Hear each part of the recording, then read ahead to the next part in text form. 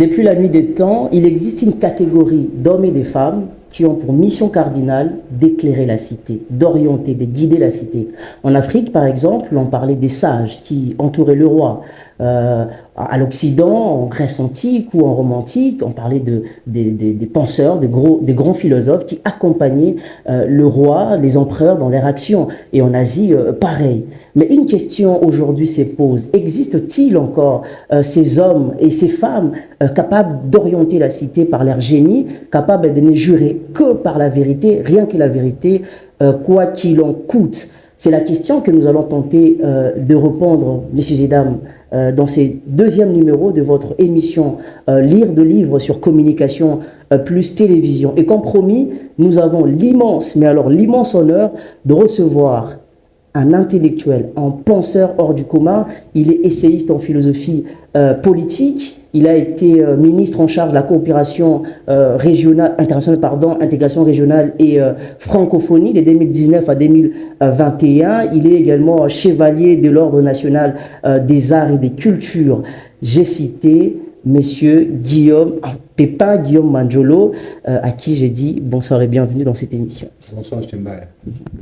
Chers téléspectateurs, l'émission va tourner autour de ces magnifiques, puissants, impitoyables, mais vrais ouvrages. J'ai cité La généalogie de l'intellectuel et Commodité. Excellence, en tout cas, d'entrée de jeu. J'ai envie de vous poser une question de savoir pourquoi avoir eu besoin, comme vous l'avez dit dans votre ouvrage, de remonter la rivière jusqu'à la source, de remonter la ligne de temps pour essayer d'expliquer ce que c'est un intellectuel. Est-ce parce qu'aujourd'hui, la confusion, elle est paroxyste? Oui, aujourd'hui, il y a beaucoup de confusion. Il y a des définitions qui ne cadrent pas avec la réalité de cette fonction qui est une profession. Qui est une profession dans toutes les sociétés. La société qui est la nôtre, c'était les sages, vous l'avez annoncé dans votre introduction. Et en Occident, un intellectuel, c'est une profession. C'est celui qui a eu la notoriété pour dire les choses, ne pas dire les choses, qui fixe les caps d'une société à un moment donné, qui a l'autorité dans un domaine donné, notamment le domaine de la pensée, et qui fixe un peu tout ça. Malheureusement, ces mots ont été galvaudés, tout le monde se dit intellectuel, alors qu'il y a une confusion. La confusion vient du fait qu'il y a un travail intellectuel qui s'est fait avec un stylo. Le fait de faire un travail de bureau devient un acte intellectuel. Non, ce n'est pas le cas. C'est un travail du fait de la plume sur du papier, mais ce n'est pas un travail intellectuel au sens où on entend ces mots-là, qui est une profession. Tous les diplômés, y compris la majorité des professeurs d'université, ne sont pas des intellectuels, ce sont des techniciens du savoir. Il a appris la technique dans un domaine donné jusqu'au bout, il la maîtrise, il peut la présenter, il peut la défendre. Il peut même appliquer un métier partant de cette technique-là. C'est un technicien du savoir. Tout à fait. La différence, c'est qu'un intellectuel, il est là pour donner l'éclairage à la société, illuminer la société, dire la vérité sans cesse, orienter la société. Il l'est fait, y compris au prix de sa propre vie. Il est vrai, nous dit Jean-Paul Sartre, que quelqu'un qui est du domaine mathématique ou physique, pour les besoins de cette vérité, la mathématique qu'il a trouvée, il peut accepter de mourir pour défendre cette vérité-là, en disant je ne peux pas la contredire sur le fondement d'une autorité politique ou d'une religion, je ne peux pas la contredire. C'est le cas des Galilées. Tout à fait. Donc, voilà, la Terre tourne, je suis désolé, les travaux de Bosevich sont là, les travaux de Copernic sont là. Je ne peux pas, moi, après avoir évalué tout ça, avoir vu que la Terre tourne effectivement, que l'attraction terrestre règle les problèmes, et que la balance qu'on trouve dans notre tête fait qu'on ne puisse pas avoir des vertiges quand on tourne de l'autre côté. Tout ça, il l'explique. Mais on dit non, c'est une sorte d'hérésie contre la conception religieuse de la vie. Tout à fait. Il est banni et puis il est même assassiné. C'est le cas de Spinoza, lorsqu'il constate qu'effectivement, la notion des dieux telle qu'elle était répandue était fausse. Et que Dieu ne devait pas être appréhendé de cette façon-là, tel que voilà, quelqu'un qui est extérieur à nous, qui fait des choses, et tout ça, qui dicte, qui fait. Et puis les Écritures aussi, non, les Écritures doivent être appréhendées comme étant les textes écrits par les hommes. Dieu, c'est toute la nature, c'est l'ensemble de tout ce qui existe, ce qu'on voit, ce qu'on ne voit pas. C'est tout ça qui forme Dieu, ce qu'il appelle la nature naturante. Et il a été excommunié par la religion hébraïque. Tout à fait. À Amsterdam, bon, il a fini sa vie en train de travailler sur du verre, tout ça, comme un simple mandat. Il travaille dans une petite entreprise, alors que c'est un philosophe. À 23 ans déjà, il est très bon. Donc, quand il écrit l'éthique, c'est sur cette base-là, notamment. Oui, bon, c'est-à-dire que c'est un travail beaucoup plus puissant. Vous constaterez que 90% d'enseignants à l'université, tout ce qui se dit intellectuel, ont accompagné tous les pouvoirs en RDC et ont menti sans cesse, et nous avons éclairé la cité par rapport à ça. Ce ne sont pas des intellectuels. Ce sont des techniciens du savoir et qui, pour les besoins du ventre, on dit des choses, se sont contredits eux-mêmes, disent une chose au matin, dans un régime, après le régime suivant, ils changent de position, tout ça. On dansait, on chantait. Oui, on dansait, on chantait, tout ça. Donc ce ne sont pas des intellectuels, ce sont des techniciens du savoir qui sont à la quête du mieux vivre aux dépens de ceux qui ont le pouvoir. Je tiens quand même à préciser pour le téléspectateur que ces livres, ces puissants livres, est préfacé par le professeur Kamana de heureuse mémoire, un de rares intellectuels qu'a connu notre pays. Et dans la page 10, en tout cas, il vous paraphrase. Il dit que, à votre avis, ou selon vous, l'intellectuel, c'est ces bergers, prêtres, créateurs. Est-ce que vous pouvez placer un mot là-dessus? Moi, c'est vraiment une terminologie qui m'a beaucoup frappé et je voudrais que l'on revienne un petit peu là-dessus. Oui, mais l'intellectuel est créateur. Au sens qu'on peut trouver à la fois au niveau des écrits que sont la Bible, au sens qu'on peut trouver dans les Corans. La Bible, Dieu crée l'homme à son image, fait d'un homme un autre créateur. L'image, c'est la création. Il doit créer. Au sens du Coran, Ikra, tu dois chercher sans cesse pour trouver. Et quand tu trouves, donc tu dois créer un monde qui corresponde à tes besoins. Et tous ces enseignements, notamment on trouve aussi dans les Védas, chez les Indiens, on trouve ça dans les Védas, et chez nous, on voit que depuis la nuit des temps, et la preuve simple, c'est celle qui est des chameaux qui ont créé. Le premier signe mathématique créé, oui. Il y a 25 000 ans qui sont créés chez nous. C'est un créateur. Il est créateur, mais à la fois, il est berger. Il doit conduire les gens comme les bergers fait paître. Et c'est une terminologie qui est utilisée dans toutes les religions. Il doit faire paître les gens, comme les bergers le font. Mais il les fait sous l'angle unique de la vérité pour éclairer leur cerveau, éclairer les cerveaux des uns des autres, pour apporter la lumière à la cité, la lumière à ce peuple-là, sans les mensonges. Donc, il doit imposer la vérité comme un impératif catégorique au sens de Kant. Emmanuel Kant. Impératif catégorique. La vérité n'est pas négociable.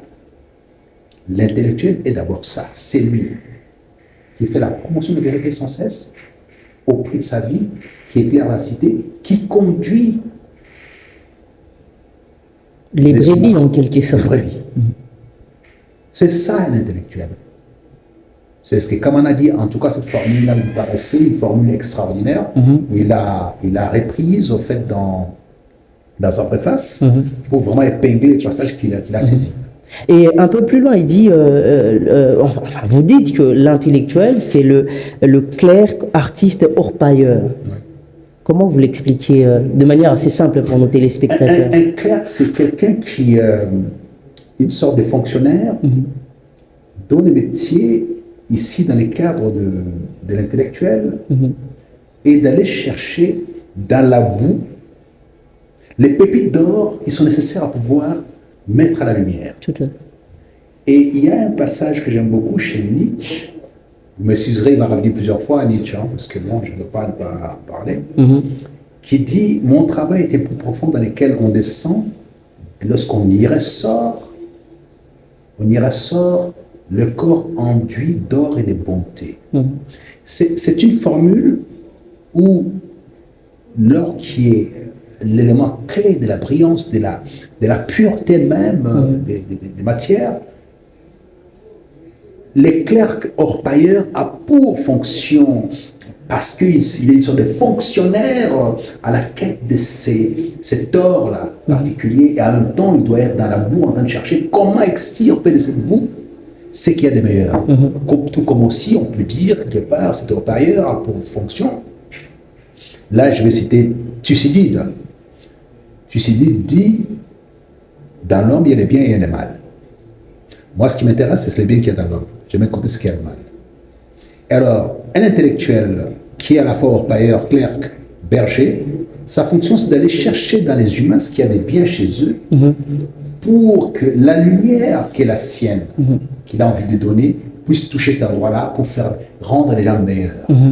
C'est ça le travail d'orpailleur qui cherche dans les cœurs des hommes ce qu'il y a de bon, ce qu'il y a de brillant, ce qu'il y a d'or et de bonté. Tout à fait. Mais, Excellence, qu'est-ce qui explique aujourd'hui toute cette confusion? Parce que dans la page, j'ai pris plein de petites notes, chers téléspectateurs, comprenez.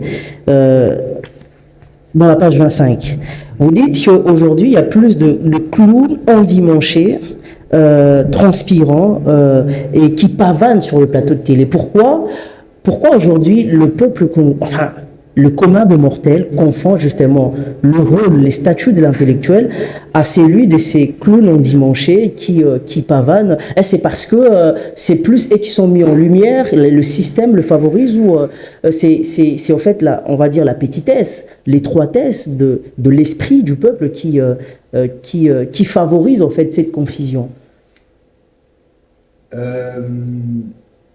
L'ignorance. L'ignorance fait que on puisse à la fois méconnaître, parce qu'on parle des choses sans les définir. D'où la généalogie est importante. Tout le monde a le droit de prendre la parole. Vous savez, en Angleterre, il y a très longtemps, même d'ailleurs chez nous, je vais revenir à l'Angleterre, je parle de chez nous, parce qu'il y a toujours des critiques, oui, ils parlent toujours de l'Angleterre, alors qu'eux, ils ne parlent pas de chez nous. Lorsqu'il y a un conseil, dans un village, dans un groupement, dans un royaume, au Congo, et ça vous pouvez lire les écrits de Léo Frobenius sur les riverains du Kasaï. Moi, je suis de l'espace Kasaï, mais espace Lunda. Je précise, je ne suis pas Moulouba, je suis Loalois, je suis de l'espace Lunda, je suis Lunda. Donc, on n'est pas compris. Il y a toujours des confusions. Oui, vous êtes Kasaïen, vous êtes de Balouba. Non, je ne suis pas Moulouba. Je dois absolument clarifier sur ce point-là. De mon espace Lunda, où viennent des Batsumbu, Mutumbu dont on parle. Tout à fait. Oui. Lorsque les Batsumbu parlent, un Mutumbu parle autour du roi, parce que le roi lui-même est Mutumbu. C'est un sage, mi-dieu, mi-esprit, selon la consécration des ancêtres. Et autour de lui, il doit être entouré des Batsumbu, qui sont aussi des sages, mi-esprit, mi-homme, dont la vocation, c'est la sagesse en permanence. Les conseils autour du roi, chez moi, de tout temps, un griot n'est pas autorisé à venir y prendre part. Il ne peut pas prendre part à ça. Son travail s'arrête à chanter, amuser un peu la galerie. Les gens, amuser la galerie, comme vous dites, et tout ça, ça s'arrête là. Les choses sérieuses qui requièrent de la sagesse, de la connaissance, c'est entre les mains des gens sérieux. Ce sont ces gens-là, les sages, donc les intellectuels. Voltaire arrive en Angleterre, il pose la question. Je viens de France, je souhaiterais savoir un peu votre perception du grand temps. Quel est chez vous les grands temps? On lui répond en disant, les grands temps chez nous, ce n'est pas Cromwell, ce n'est pas les rois. C'est celui qui a la capacité d'éclairer les autres. C'est lui qui dispose des dons particuliers à éclairer les autres. Chez nous, par exemple, quelqu'un comme Newton, c'est ça les grands hommes. Ce n'est pas tant Cromwell qui est tout puissant, qui a tout ce qu'il faut, qui a le pouvoir. C'est pas lui. Mais c'est plutôt Newton. Et Thomas Edison. Voilà. Donc, on est dans cette conception des choses. Et c'est comme ça qu'il faut apprendre les choses. Mais chez nous, ce que je dis dès le départ en disant, les faits d'avoir été à l'école, de travailler sur papier, j'ai encore vu quelqu'un dire, voilà, ces gens-là, ce sont des groupes d'universitaires intellectuels. Je dis, ce ne sont pas des intellectuels. Ce sont des gens qui savent lire et écrire, ça s'arrête là. Ou qui continuent à apprendre à lire et écrire, parce que je dis que certains professeurs d'université ne les sont pas non plus. Il est docteur en sciences et tout ça, il a une thèse, bon, il présente un sujet dans lequel il est versé comme technicien du savoir, mais très élaboré. Mais ça s'arrête là. Est-ce qu'il éclaire la cité par la vérité absolue? Il me semble que non. Et très souvent, la plupart d'entre eux se trouvent en politique, mais c'est là où on est quasiment dans une foire de mensonges en permanence. On ment matin, midi et soir. On ment au gré des régimes. On ment sans cesse. On cesse de mentir. Et à quel moment quelqu'un a milité pour la vérité absolue au prix de sa vie? Je n'ai pas vu ça. On a très peu d'intellectuels qui ont été des grands universitaires. Vous avez cité Kamana, je peux vous citer Moudimbe, je peux vous citer Ngal, je peux vous citer Mabika Kalanda, qui a écrit un texte qui est encore d'actualité. La remise en question est encore d'actualité. Toute la remise en question, je suis en train de travailler dessus dans le cadre de mon livre qui s'appelle Les suicides, voici le salut, qui va sortir l'année prochaine. Après Puissance qui est encore en cours là, qui fait déjà des émules. Mais je me suis inspiré tellement des Mabika Kalanda en disant, mais ce type était largement en avance. Voilà un grand homme. Voilà un intellectuel. Il a produit. Il a proposé des pistes de solutions. Il a critiqué ce qu'on faisait. Il écrit ce livre en 64-65. Il présente toutes les termes de la société. Il propose des pistes de solutions. Il nous éclaire. Voilà ce qu'il faut faire. Et ce livre sort en 67. C'est extraordinaire. Et jusqu'à aujourd'hui, ces livres sont toujours d'application. Voyez-vous, c'est ça la puissance d'un intellectuel. Ce n'est pas tout le bruit qu'on entend ici et là, tout ça, des prétendants du titre intellectuel parce que prof d'université ou quelques personnes sachant lire et écrire, ça ne veut rien dire du tout, ça. C'est une fantaisie absolue. Excellence, quand on observe de près aujourd'hui notre système, les systèmes qu'on lit de manière globale, c'est un système politique, éducationnel, etc., ceux qui sont aux responsabilités ont une espèce d'allergie vis-à-vis de véritables sages et intellectuels. Cela est dû à quoi? Est-ce que c'est parce que, comme vous essayez de les pulvériser dans votre ouvrage, ces techniciens du savoir, ces monnayeurs du savoir, chantent, caressent les chefs, ceux qui sont en responsabilité dans le sens du poil, ou c'est parce que, justement, on a comme vous n'avez de cesse de le dire sur plusieurs plateaux, on a plus de célébrités qui accèdent au pouvoir. On a mis en place un système qui conditionne l'accès ou l'accession au pouvoir par la célébrité. Ah oui, mais la célébrité n'offre pas les compétences, ni les connaissances livresques ou les connaissances intellectuelles au sens profond du terme. Ce n'est pas la célébrité qui offre ça. C'est-à-dire le fait de se lever au matin, d'être bon en musique ou en cetc., ça ne vous offre pas la célébrité intellectuelle. On peut vous applaudir. Si vous êtes friand des applaudissements, très bien pour vous, et puis ça va faire peut-être des voix dans les urnes et tout ça. Et ça ne vous accorde pas la capacité de comprendre des impératifs catégoriques, de comprendre la métaphysique de l'amour selon Schopenhauer, de comprendre l'invention de l'Afrique selon Mudimbe, de comprendre la mécanique du commencement selon Kamana, de comprendre toutes ces choses-là. Vous ne pouvez pas les comprendre au motif que vous êtes célèbre. Ça ne veut rien dire du tout. Comment on gère la cité? Est-ce que vous vous placez sous l'angle d'Huntington ou sous l'angle de Fukuyama? Et donc, vous ne pouvez pas les connaître au motif que vous êtes célèbre. Ça ne veut rien dire du tout. Comment John Locke a construit le gouvernement civil 1 et 2 qui ont permis, ces textes qui ont permis à construire les États-Unis d'Amérique. Mais comment il l'a fait? Vous ne savez pas comment est-ce que Thomas Hobbes a écrit le Léviathan. Pourquoi est-ce qu'il a écrit à ce moment-là? Comment est-ce qu'on construit un État au départ de ça? Comment est-ce que Aristote a accompagné Alexandre le Grand pour faire de lui un grand homme? Comment ça s'est fonctionné? Comment est-ce que quelqu'un comme Marc Aurèle a pu gérer la Rome antique, la Rome, avec à la fois de l'intelligence et du stoïcisme, parce que élève d'Épictète.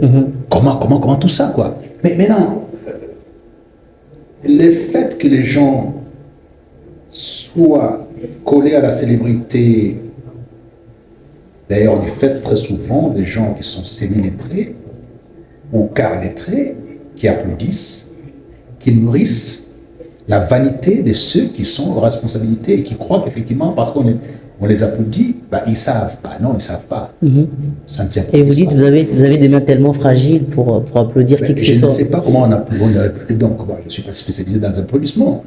J'ai les mains trop fragiles pour applaudir les gens. Vous savez, Héraclite d'Éphèse dit deux formules magiques pour moi. D'une part, l'enseignement est installé pour ceux qui les reçoivent. La plupart des gens qui applaudissent n'ont pas dans cet enseignement-là. N'ont pas ce soleil, n'ont pas accès à ce soleil. Ça, c'est la première formule. La deuxième formule, c'est les honneurs tiennent en esclavage les hommes et les dieux. La plupart des dirigeants du monde, et surtout les nôtres en Afrique, ont besoin sans cesse qu'on puisse les honorer. Ils n'existent que par les honneurs. Et Héraclite dit, les honneurs tiennent en esclavage les hommes et les dieux. Ce qui fait que quelqu'un qui a besoin des honneurs n'a pas besoin de vérité. Il a besoin qu'on puisse l'honorer. Peu importe ce qu'il dit, peu importe quand il se trompe, on doit lui dire non, c'est bon parce qu'on doit bien l'applaudir. Il a des soutiens, parce que ces soutiens-là dépendent de lui pour vivre, et que finalement, comme eux-mêmes ne sont pas très éclairés, bah, ils ne peuvent pas servir à grand-chose, sinon à applaudir et à continuer à manger, à vivre au crochet de la personne qui est honorée, qui elle-même admire, adore, aime les applaudissements pour se prévaloir d'une dimension supérieure par rapport aux autres. Donc c'est ça l'esclavage, on se met soi-même sous l'esclavage des honneurs.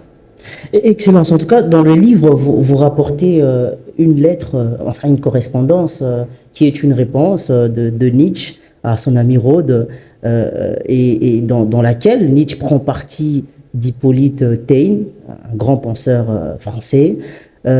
Et à la fin de la lettre, en tout cas, pratiquement à la fin, il reconnaît trois qualités que moi je peux en tout cas superposer aujourd'hui aux vrais intellectuels. Il reconnaît le courage implacable, la pureté absolue de la conscience intellectuelle et parfois la modestie touchante, stoïque, dans lesquelles certains penseurs comme Nietzsche d'ailleurs et comme tant d'autres avant lui, Aristote, la précarité parfois qu'ils acceptaient pourvu de défendre la vérité. Est-ce qu'aujourd'hui, est-il possible pour un intellectuel justement d'avoir ces qualités quand l'on sait dans quel type de pays l'on vit en Afrique, parfois les combats du quotidien, la précarité. Est-ce possible aujourd'hui de porter fièrement ces trois qualités? Bien sûr, c'est tout à fait possible. Il y en a de plus en plus. Parmi la jeunesse qui monte, on découvre certaines personnes qui sont là dans ce domaine-là. Mais parmi les anciens, je peux vous citer Kamana. Kamana a vécu les dénûments total. Il a consacré toute sa vie à la pensée, à la production. Il y a eu Lucha, Filimbi qui sont les produits à Kamana. On voit les résultats que ça a donné.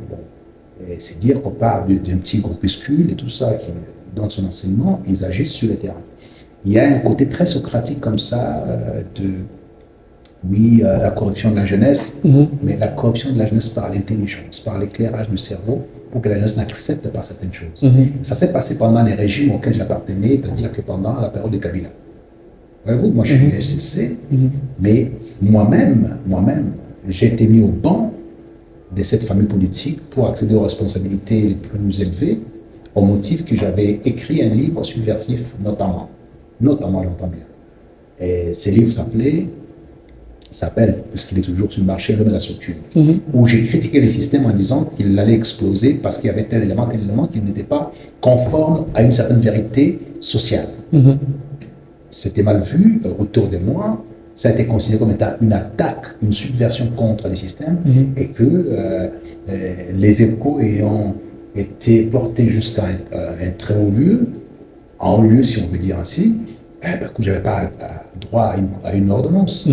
Et tous les trains de patins qui venaient de la gauche à droite, qui étaient juste là pour les postes, ils se sont trouvés parmi eux des ministres, des chefs d'entreprise. Mais alors que ils étaient là pour un commerce plutôt que pour la conviction profonde de la pensée politique, de l'idéologie, de la gestion du pays. Non, c'était pour leur propre bien. Et ils ont changé les camps, et ainsi de suite, comme fait ces transhumances qui sont notre quotidien. Bref, Ça existe. Kamana a été enterré, c'est que je l'ai enterré quasiment seul. Je regrette parce que de tous les régimes qu'on a eus depuis 1960, aucun intellectuel, au sens où je le définis dans ce livre, n'a été enterré dignement dans ce pays. Aucun. De 1960 à aujourd'hui. Mais nous voyons Les artistes ont été toujours honorés par tous les systèmes. Ce n'est pas propre à un système.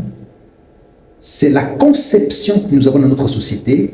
On dit que l'artiste musicien, le sportif, est plus important qu'un producteur d'intelligence, un éclaireur de la cité sur plusieurs générations. Je vous parle de Mabika Kalanda aujourd'hui, mais est-ce qu'on a enterré avec les honneurs? Non. Il me semble que non. Moudib vient de passer il n'y a pas très longtemps. L'année passée, Moudib est parti. Est-ce qu'on l'a enterré avec les honneurs? Est-ce qu'on a fait quelque chose d'extraordinaire pour Moudib? Non. On n'en a même pas parlé. On n'en a même pas parlé. Moi, j'ai vu les chaînes internationales parler de Valentin Yves Il y a eu Moudibé. des activités au Maroc, il y a eu en France, au Canada, partout aux États-Unis, sauf en RDC, parce que c'est pas important. C'est pas important, c'est pas un domaine dans lequel on accorde d'importance. C'est pas un artiste musicien, c'est pas un catcheur, c'est pas tout ça. Ça n'a pas de valeur chez nous. Ce qui a de la valeur, c'est qui est festif. Tout ce qui est festif n'a pas de la valeur. Quand on produit des livres comme ça, on devrait les avoir dans les écoles, l'État devait racheter ces livres-là, mettre dans les écoles. On ne le fait pas, ça n'a pas d'importance. Les ministères de la Culture, c'est juste une coquille vide, il n'y a rien dedans, c'est des petits frais et tout ça, et encore, il n'y a pas grand-chose.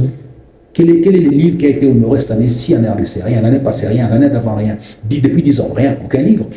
Quelle est la rue qui porte le nom d'un grand penseur? Zéro.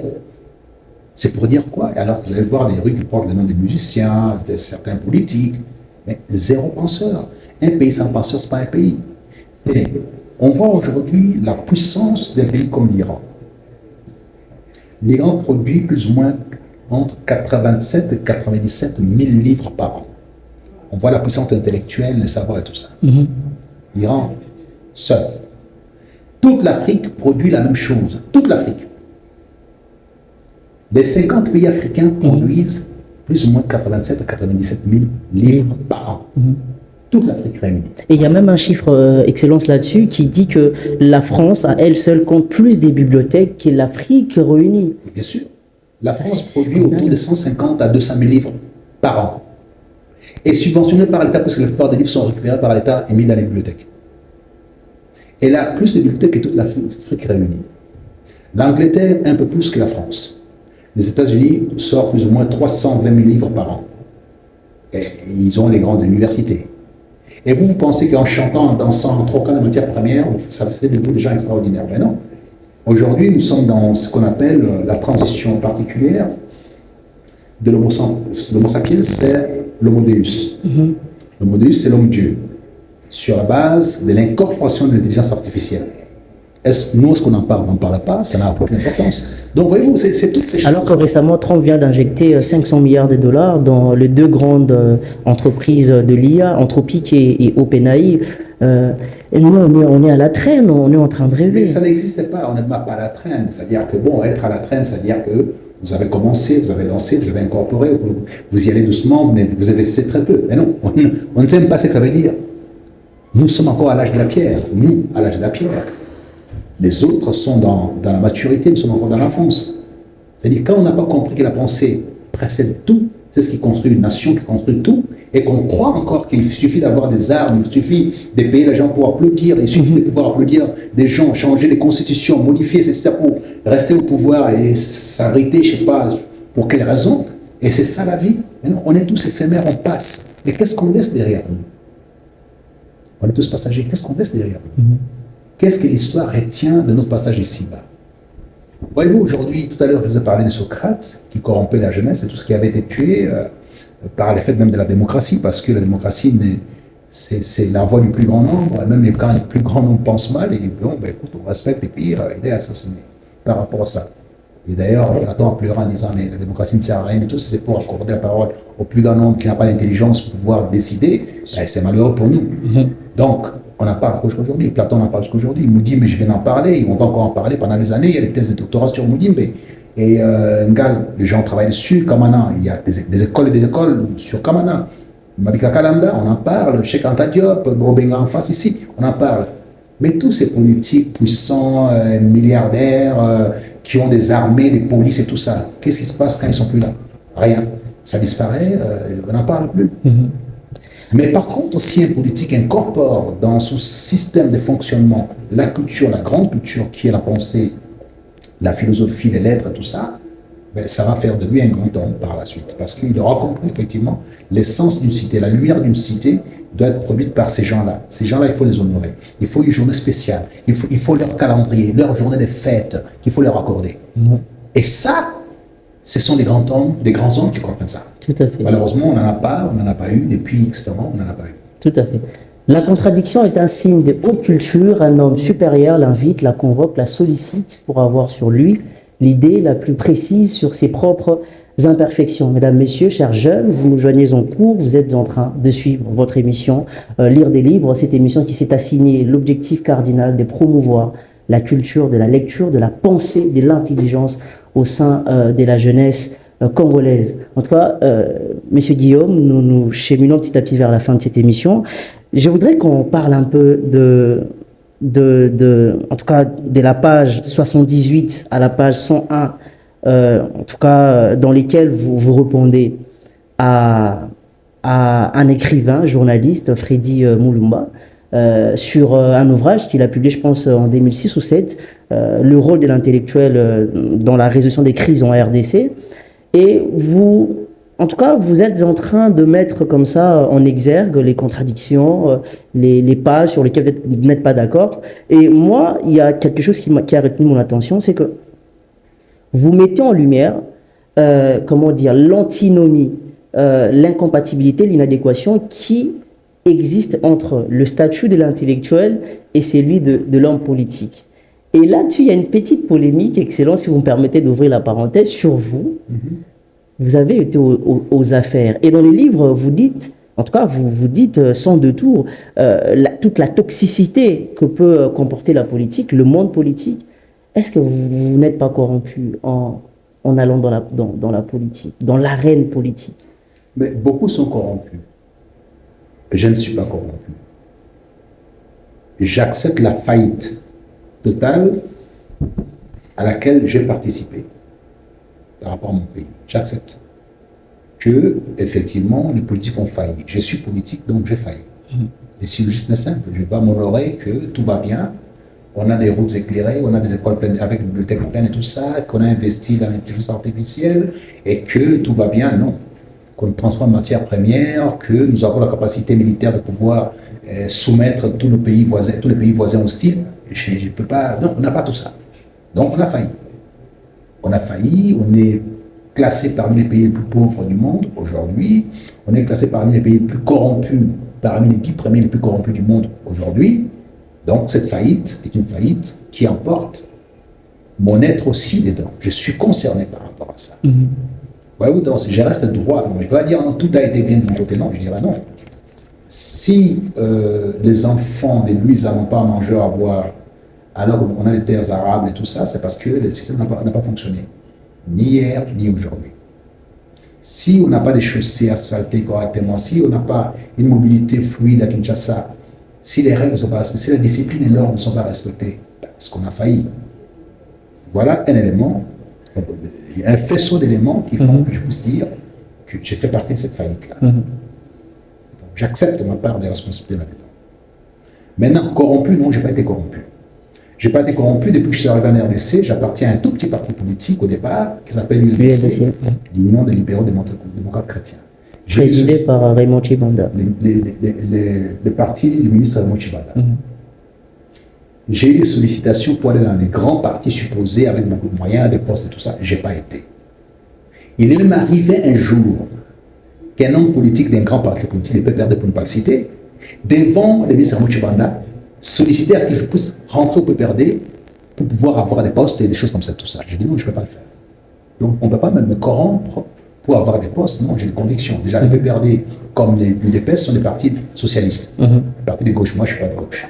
Je partage mes convictions du nationalisme avec le président Kabila, mais je ne suis pas de son bord idéologique sur le plan de la gestion du pays au quotidien. Je suis de droite, j'assume être libéral. J'appartiens à l'Union des libéraux chrétiens, qui est l'ULDC.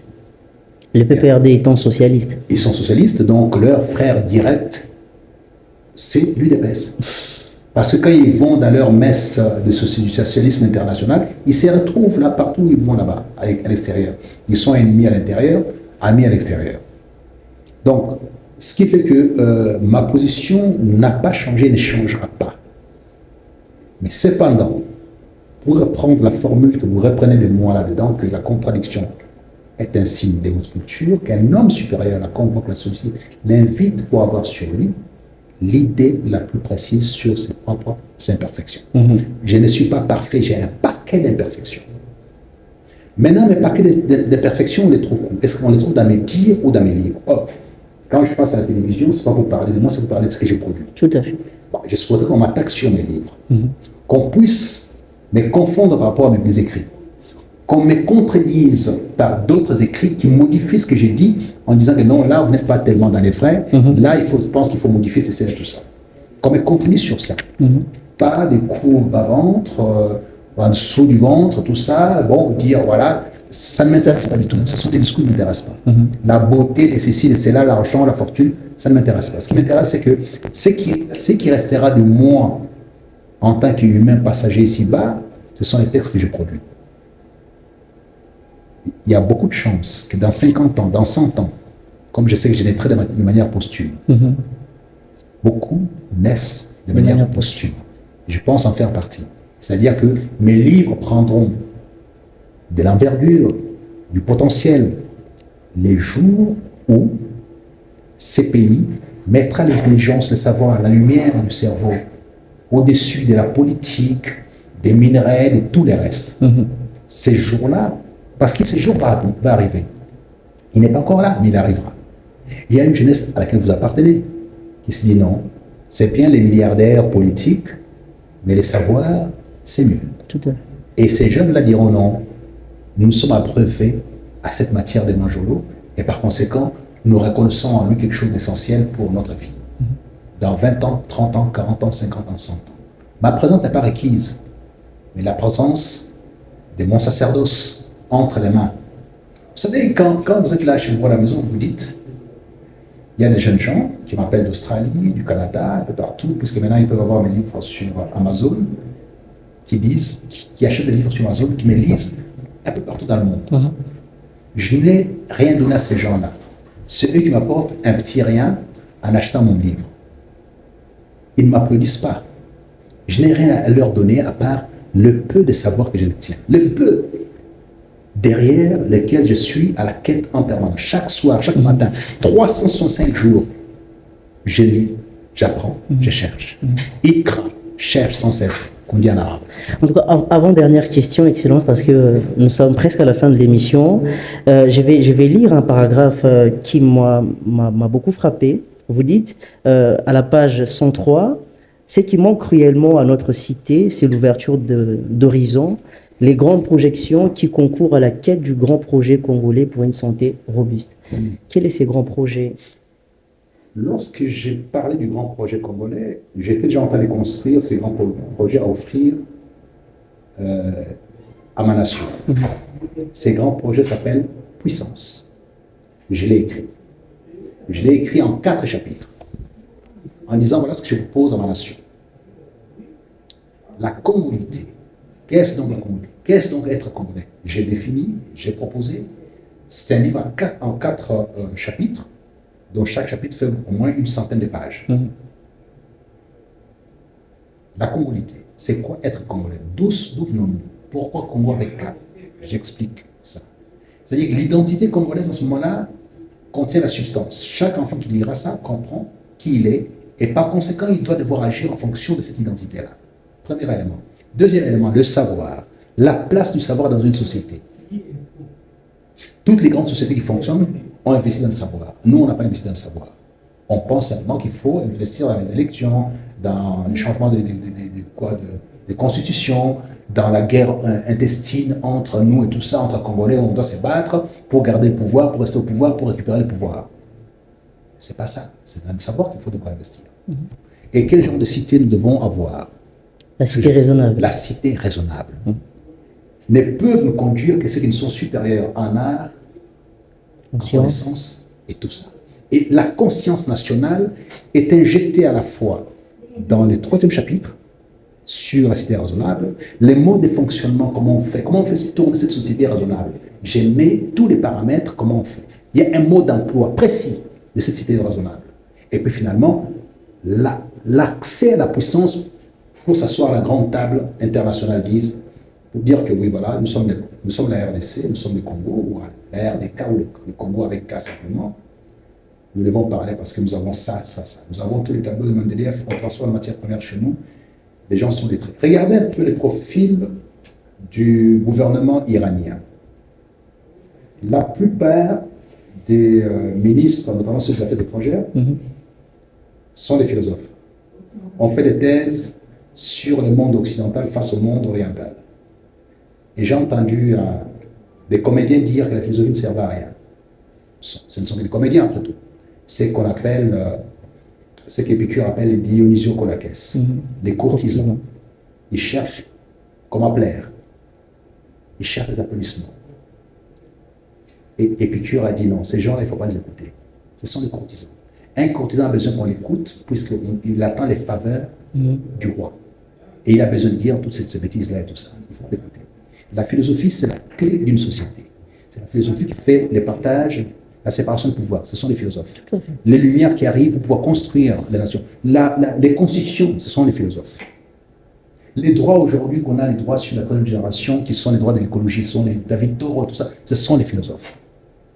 Les droits des anciens qu'on trouve chez Benjamin Constant, qu'on trouve chez Hobbes, qu'on trouve chez Locke, chez Montesquieu, tout ça, ce sont des philosophes. Lorsque quelqu'un comme Cicéron fait du droit et fait de la philosophie, pourquoi il le fait? Lorsqu'on a un empereur qui est empereur philosophe, qui s'appelle Marc Aurèle. Pourquoi?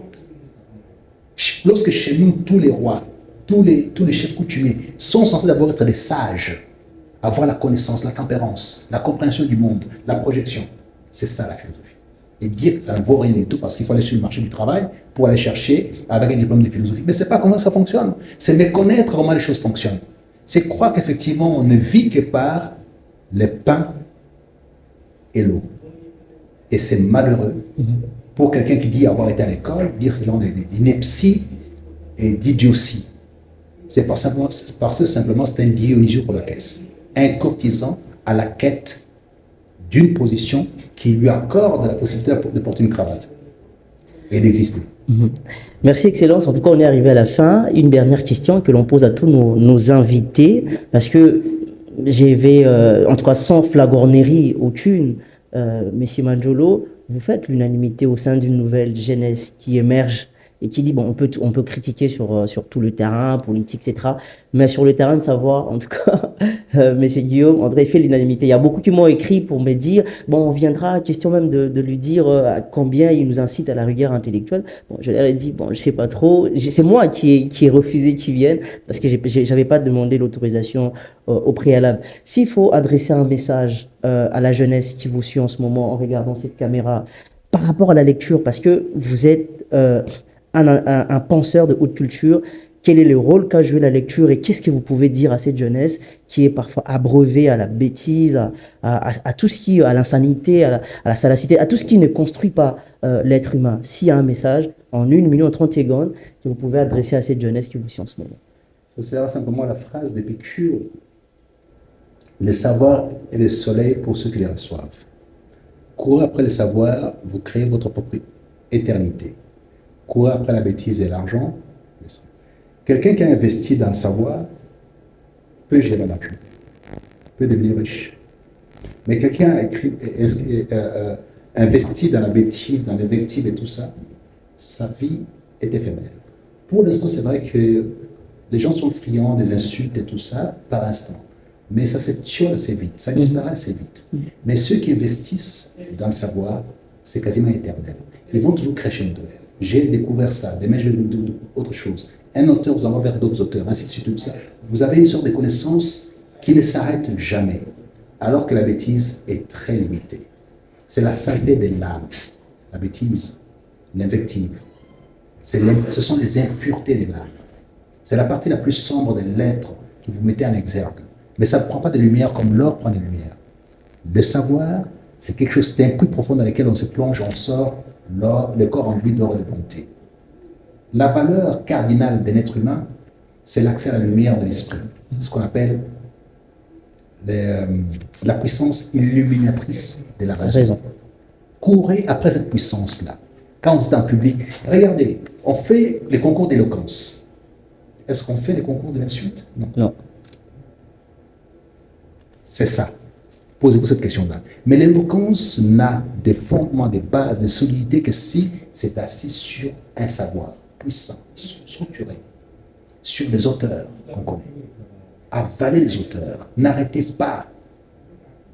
Construisez-vous matin, midi et soir. N'arrêtez surtout pas. Tout passe, tout coule. Rien ne demeure sauf la raison.